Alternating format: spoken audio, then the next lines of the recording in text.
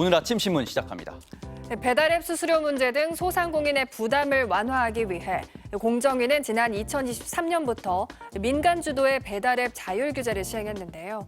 하지만 배달앱의 선의에 기대 실효성 없는 점검만 반복되고 있다는 지적이 제기되고 있습니다. 매일경제입니다. 자율 규제에 참가한 배달앱 5개 업체는 매년 30여 개의 이행 점검표 항목에 대해 단 한 건의 미이행 없이 모두 이행 중 또는 추진 중이라며 동그라미로 표시했는데요. 하지만 현장에서 체감하는 점주들의 반응은 달랐습니다. 포장 수수료 무료 지원 방안의 경우 배달의 민족은 점검표에 이행 여부를 표시하지 않고 있다가 상생안이 도입되자 포장 수수료를 6.8% 부과하기 시작했고요. 수수료에 대한 설명 요구 시 구체적으로 설명해야 한다는 항목이 있지만 막상 점주들이 자신이 속한 매출 구간에 대해 문의해도 공개하기 어렵다는 답변만 돌아왔습니다.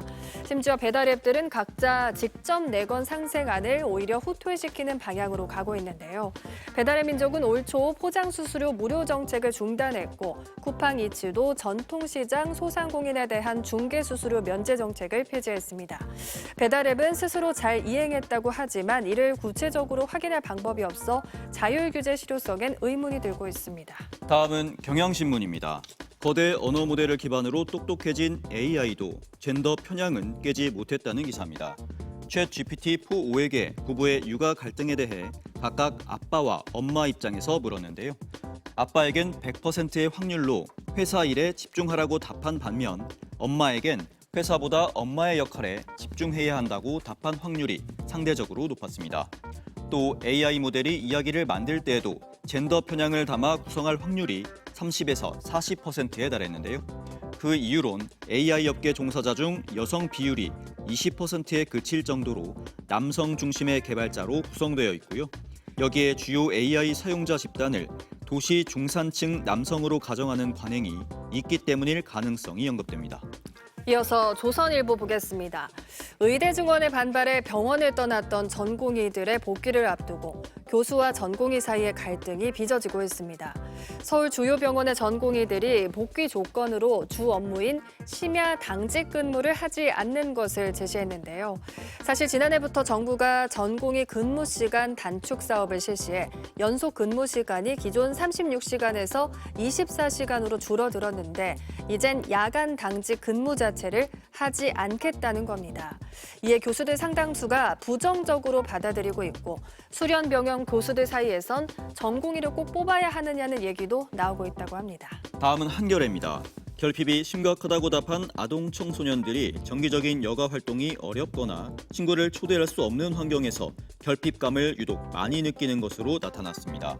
한국보건사회연구원에 따르면 결핍이 크다고 말한 집단에서 느끼는 결핍 영역은 정기 여가 활동이 10점 만점에 8.9점으로 가장 높았고 친구 초대가 8.1점으로 뒤를 이었는데요.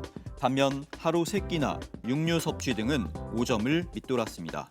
결핍이 큰 집단은 기초수급 가구 또는 한부모, 조손 가구의 비중이 높았고요.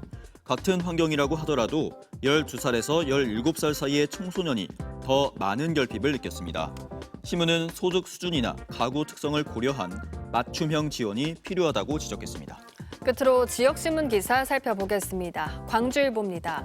광주에서 아스팔트나 콘크리트처럼 빗물이 통과하지 못하는 불투수면이 잦은 도심 침수의 원인이라는 분석이 나왔습니다. 광주기후에너지진흥원에 따르면 최근 5년간 광주에서 침수 피해가 반복적으로 발생한 지역은 불투수 지역인 도심과 하천 인근에 집중됐는데요. 문제는 현재 추세대로 탄소 배출이 지속되면 강수 강도가 거세져 극한 호우가 일상화된다는 겁니다. 2080년에는 광주의 하루 최다 강수량은 현재보다 40mm 많은 163mm에 달하고 호우 일수도 연간 4일 정도 증가할 것으로 보입니다. 전문가들은 도시 배수 시설의 강우 빈도 설계를 늘리고 지역 내 대형 빗물 저류 시설을 확보하는 방안이 필요하다고 강조했습니다. 지금까지 오늘 아침 신문이었습니다.